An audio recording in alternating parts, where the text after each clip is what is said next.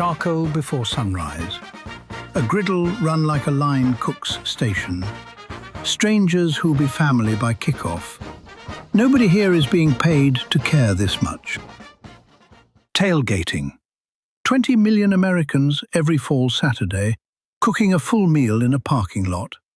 And the first time anybody wrote the words tailgate party down on paper. The earliest the Oxford English Dictionary can find, it was in a newspaper in Opelousas, Louisiana. 1958, about 70 miles from my kitchen. But the thing itself is far older than the name, and it didn't start at a stadium, it started at a battle. The people who rode out to watch brought opera glasses, cold chicken, and champagne. Before the sun went down, one of them was a prisoner of war.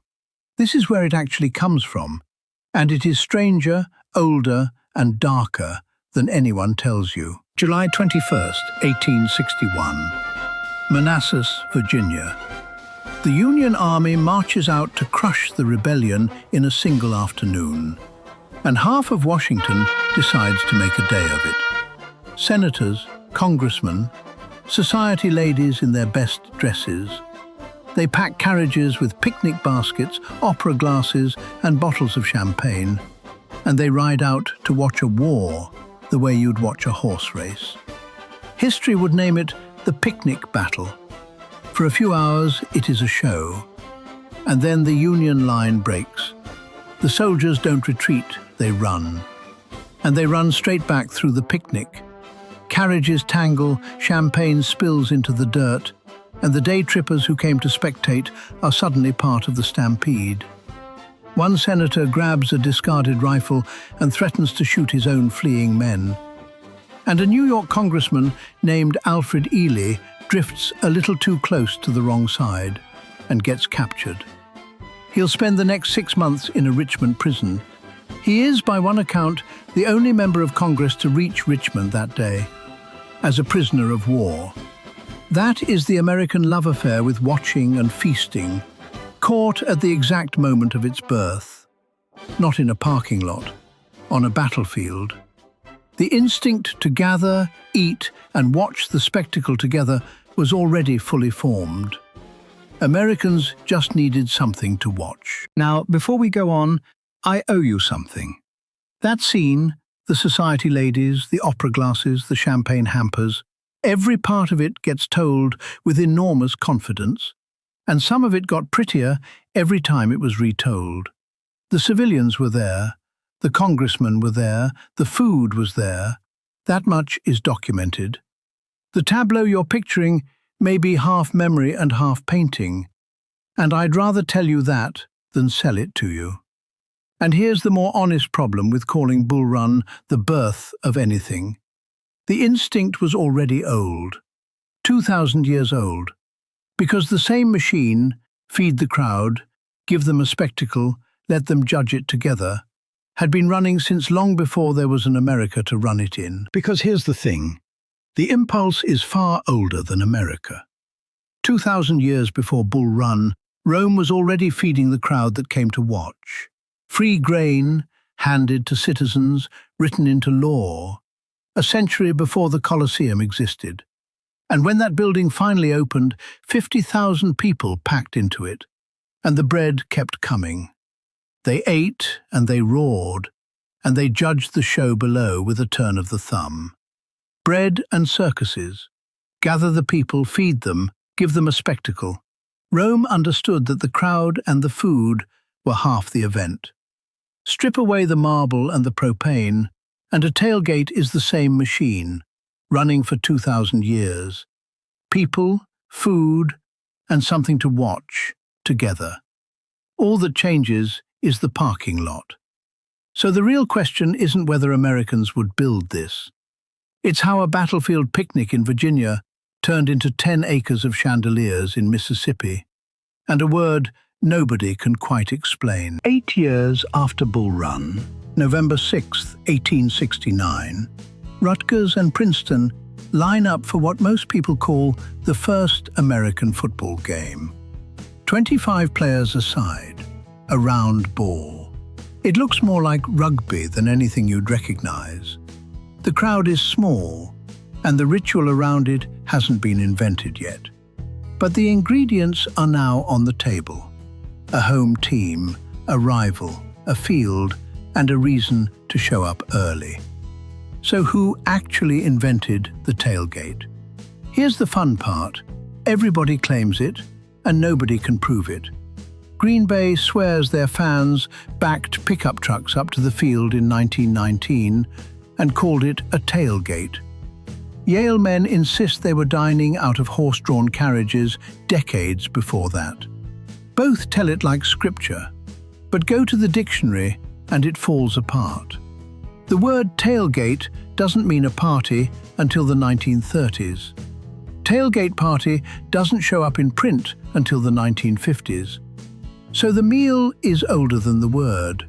The word is younger than the legends, and the honest answer is, nobody invented this. It grew up in 1,000 parking lots at once, and everyone who was there is certain it started with them. Which is exactly how a tradition is born.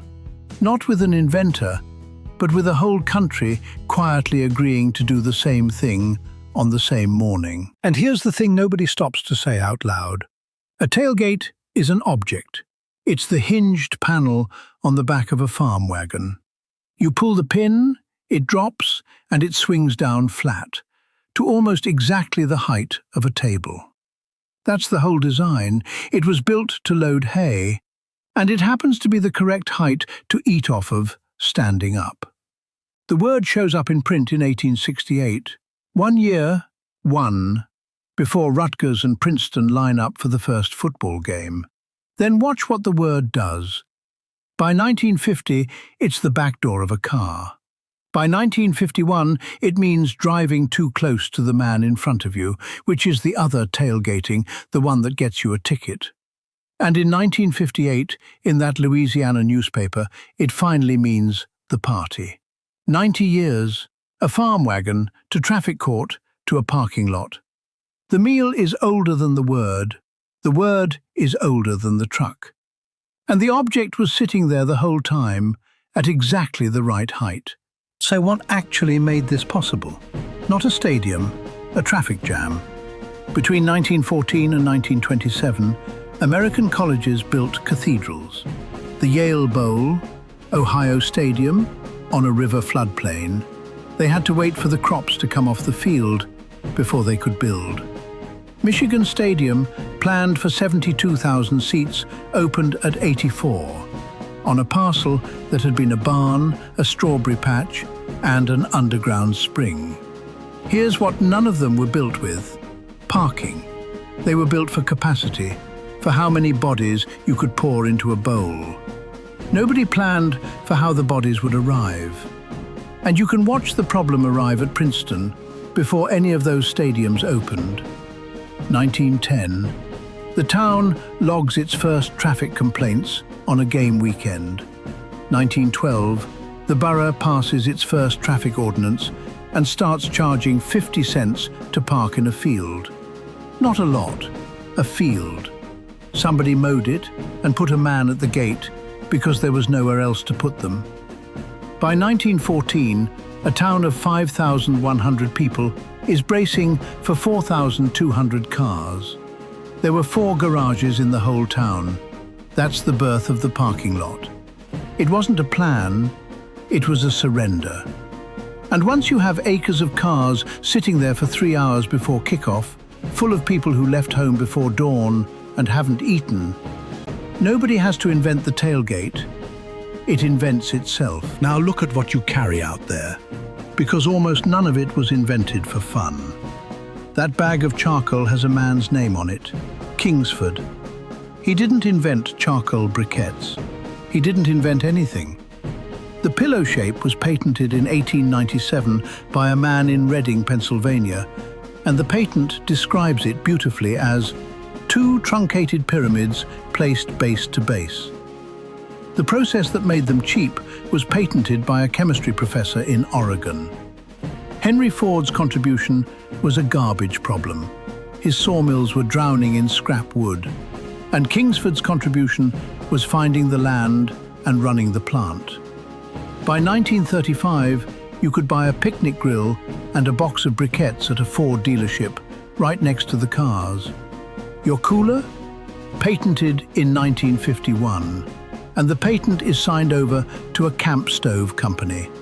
Coleman didn't invent the cooler. Coleman bought the company that owned it.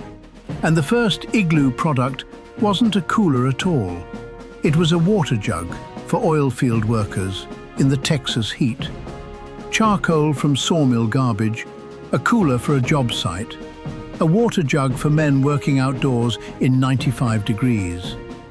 Every single thing on your tailgate table was built for work before it was ever built for a Saturday. By the modern era, that quiet agreement has a clock all its own. The tailgate starts before dawn. Generators hum, tents go up, and the parking lot becomes a city that exists for exactly one day and then vanishes. And it is enormous.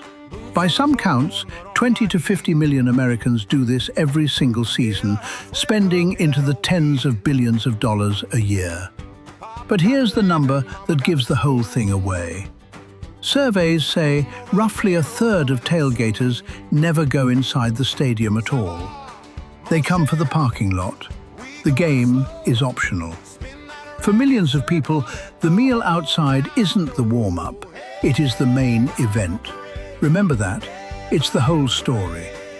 And every one of those parking lot cities grew its own kitchen, which is really a map of where the ritual came from. In Baton Rouge, LSU fans fire up cast-iron pots the size of a bathtub. Gumbo, jambalaya, whole hogs. A Louisiana kitchen dragged into a parking lot and set on fire on purpose. In Tuscaloosa, Alabama's quad fills with tents and china, and grandmothers who have run the same square of grass every autumn for 40 years. In Austin, they do what Texas does, brisket rigs the size of small trucks, smoke you can see from the highway. And up in the Midwest cold, the brats hit the grill before sunrise. Same ritual, 4 different origins, and the devoted ones chase it to 6, 8, 10 of these a season. Quick one, and I want your answer in the comments. Cajun jambalaya or Austin brisket? Which tailgate deserves its own full episode? Tell me in the comments, and tell me why. But none of these is the most famous tailgate in America. That one is 10 acres of trees in Mississippi, chandeliers, bow ties, and a cheer nobody can translate. And to understand where it came from, you have to know what those 10 acres already survived. I've cooked in a lot of kitchens. I want to tell you why the parking lot is harder than any of them. You have no running water. You have no refrigeration you didn't carry in yourself. You have no walls, so you have no control over anything. Not the wind, not the heat, not the dust. Your prep surface is a folding table, and your floor is asphalt that has been sitting in the sun since 8 in the morning. It is 110 degrees at knee height. The largest I've cooked outdoors was 400 people, and every one of them is going to eat all of it in about 20 minutes. Let me tell you the mistake I see more than any other. People put the meat on before the fire is ready. They see flame and they think that's heat. It isn't. You wait for the charcoal to go completely grey. Every briquette all the way through, a good glowing ember underneath the ash. That's your heat. Rush it, and you're cooking over smoke and raw fuel. And everything you put down is going to taste like it. But the real work isn't at the grill at all. It's the day before. Prep everything ahead, every trim, every rub, every container packed in the order you'll open it. So that when you get there, all you are doing is setting yourself up for success. Have your game plan ready before you ever light a thing. Don't half-step it and fumble the food on game day. That is how you make enemies. Have your food game on the top level. So the parking lot solved it the way every real kitchen solves it. with the right tool. That's why it's cast iron. Cast iron doesn't care about wind. It holds heat when somebody opens a lid, when a gust comes through, when you dump 4 pounds of cold sausage into a pot that was finally at temperature. Thin metal panics. Cast iron just keeps going. That's why it's fried, and why it's braised, and why it's a pot. One vessel, one fire, no timing to coordinate, and it holds at serving temperature for 2 hours without turning to mush. None of that is a shortcut. That is professional cooking, done in the worst conditions in America, by people who figured it out without ever calling it technique. The party outside is the main event. So is the cooking. There's a place in Mississippi they call the Grove. 10 acres of oak and elm, dead center of the Ole Miss campus. And before you see it the way the postcards show it, the tents, the chandeliers, you should see it the way it looks the night before. Empty, quiet. The white columns of the Lyceum standing watch at the head of the trees, the way they have for nearly 200 years. Because these 10 acres carry more history in their soil than any stadium in America. Some of it beautiful, some of it terrible, all of it still here. When the Civil War came, this campus emptied almost overnight. Nearly the entire student body, around 135 young men, enlisted together in a single company. They called themselves the University Greys. So many students left that the university simply locked its doors. At Gettysburg, on the 3rd of July 1863, the Greys walked into Pickett's charge. They pushed farther into the Union line than almost any other company on that field. And they were destroyed, 100% casualties, every single man killed or wounded. Not one came through it whole. When the university finally reopened, exactly one veteran of that company returned to stand in front of the new students. One. And the campus itself became a hospital. As many as 4,000 wounded were carried here, most of them down from the slaughter at Shiloh. More than 700 died on this ground, and they are still buried here. Then, a century later, these same acres became a battlefield again. In 1962, when James Meredith enrolled as the first black student at Ole Miss, a mob descended on the Lyceum, the building standing right at the head of the grove. Federal marshals held the line through the night. 2 people were killed. It took the United States Army to end it. So when you stand in the grove today under the chandeliers, you are standing on a hospital, a cemetery, and a civil rights battlefield, all of it under the same trees. And yet, walk into these same 10 acres on a fall Saturday, and all of it lifts. The tents go up by the 1,000. Chandeliers hang from the oak branches. Candelabra, silver trays, sundresses and bow ties. 25,000 people in the grove alone, throwing what Sporting News calls the holy grail of tailgating on the most storied ground in college football. The tradition in this form only took hold in 1991, when the school banned cars from the grove and the lawn filled with tents instead. They'll tell you straight-faced, bourbon in hand, we may never win the game, but we have never lost a party. And when the stadium next door answers, 40,000 voices in that cheer, hotty toddy, ask any one of them what it means. Nobody knows.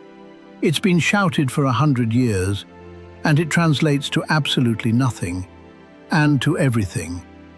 That's the grove. What else happens under those oaks on a Saturday stays under those oaks. Some traditions explain themselves, the best ones don't. And one more thing about those 10 acres. The strictest rules out there aren't written down anywhere. There is no rule book that says pearls, no policy on sundresses, no statute on bow ties. Ask the university and they'll tell you what they tell you about the cheer. It's just understood. An unwritten dress code enforced by nothing but expectation, and it holds better than most laws. That's the strange physics of this place. The parts that look ancient, the chandeliers, the silver, the china under the oaks, are younger than some of the students carrying them. And the parts that look casual? Ask the regulars. Where each tent stands is settled by memory, not by any map, and nobody dares move one. Some rules are written, the strongest ones never are. But the Grove is only the most photographed front in a much older war. In Baton Rouge, they've been doing this after dark since 1931. LSU lit the stadium so farming families could get their crops in by day and still make the game. 90 years later, the night game is a religion with its own name.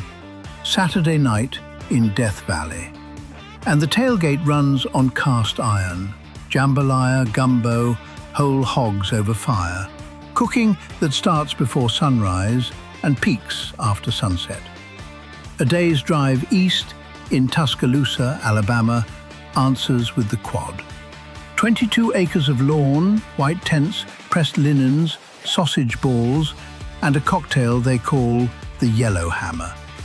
And here's the detail I love. The quad isn't just near the football.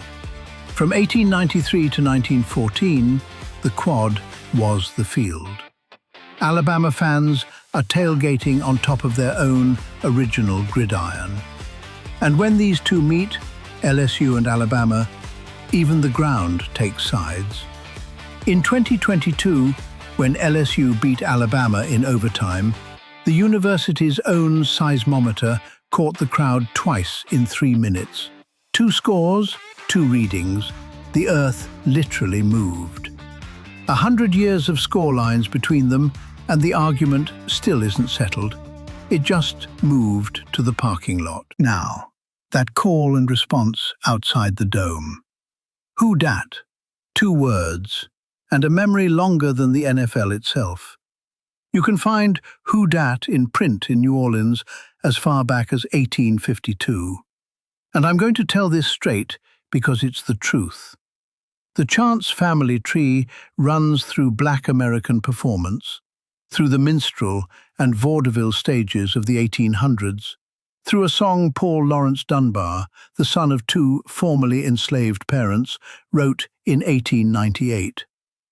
Who dat say chicken in this crowd? From the stage it moved into the stands.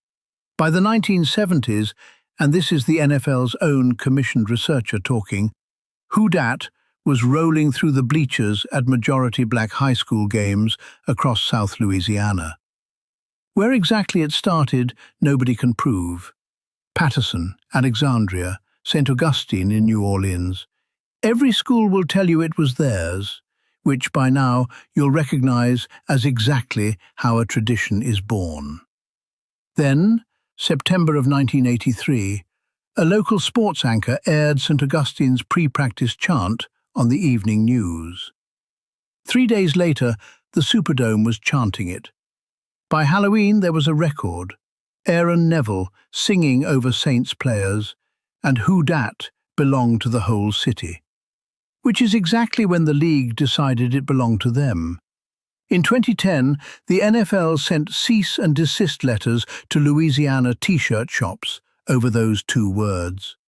The state pushed back. The league conceded in writing. And when the last lawsuit finally settled, one of the lawyers summed up 160 years of history in a single sentence. The net effect of the settlement is that nobody owns Who Dat. The lot invented it. The league tried to own it. The lot won. The colleges gave tailgating its soul. The pros gave it its scale. And proof that this thing is still being invented right now. Outside this building, the Superdome, Saints fans don't grill hot dogs. They set up restaurant-grade spreads, crawfish, jambalaya, whole redfish on the half shell. And when that lot fills up, one call rolls through it, Who Dat, and 10,000 strangers answer, because everybody here knows the response. In New Orleans, the party outside was never an afterthought. It's the entire point, a city that already knew that truth in its bones. And 1,100 miles north in Buffalo, you can actually watch a new tradition being born in real time. Around 2015, a video of a Bills fan crashing through a folding table went viral. And fans started recreating it, then outdoing it, until jumping through tables became a full-blown ritual outside the stadium. The team doesn't even endorse it. They've threatened to eject people over it. Doesn't matter. It spread anyway. That is exactly how the tailgate itself was born. Nobody in charge invented it. No one approved it. It just caught. Tradition is a fire that lights itself. And if all of this feels familiar to anyone who has stood on a New Orleans street in February, it should. A Mardi Gras crew is a tailgate with floats. This city figured out a long time ago that the gathering in the street with strangers before the main event is the main event. Football just borrowed the idea and bolted a scoreboard onto it. So look down this parking lot one more time, because now you can see all the way down it. Bread in the Colosseum, a picnic at a battle, sandwiches passed around a carriage outside a stadium with 5,000 mouths and 50 seats worth of food. A farmer's field renting at 50 cents a car. A wagon gate that dropped to exactly the right height. 10 acres of chandeliers under the oaks. And tonight, this. Different century, same instinct. The party outside is the main event. Before the war starts in the comments, let me put something on the table. Call it the Preseason Kickoff Special. Everything you just watched, the lot, the fire, the food that has to be ready before kickoff. I wrote the book for it. Hot and Fast, the Tailgate Air Fryer. 12 game day recipes built around one air fryer and a gallon bag prep system. Dry rub wings, lot edition. Boudin balls for a crowd. Bacon-wrapped stuffed jalapenos. Muffaletta sliders, pressed and toasted. Brisket burnt end bites. 4 quarters and an overtime, run in order so the basket never sits empty from lot open to kickoff. You don't need a smoker in the lot, you need 6 minutes, $10. And if you want the fire itself, the cast iron I've been talking about all episode, that's hand-me-down. 39 cast iron recipes, cast iron gumbo, and the roux lesson that goes with it, black pan, brown roux, patience, jambalaya with the bottom crust, because the crust is the point, blackened redfish, born in a skillet and never left one. $20, take both for $30. And if you want the rest of the shelf, the chef's bundle is 4 more books. $40 worth for $28. Air Fry Rescue is in there, and it's free on its own if you just want to try me first. Everything is on the screen, in the description, and on the codes. Now the war. Next time, the reason you eat bacon in the morning. It isn't tradition, and it isn't taste. In 1925, a public relations man was hired to sell more pork. And instead of talking about bacon, he went and asked 5,000 doctors what America should eat for breakfast. He was Sigmund Freud's nephew. It worked so well, you still do what he said. Now, the war. Your school, your team, and the one dish your tailgate cannot start without. Name all 3, and name your state. Grove people, Death Valley, the Quad, Bills Mafia, make your case. And while you're down there, settle the old one for me. LSU or Alabama? Who runs the better Saturday? A century of score lines couldn't answer it. Maybe the food can.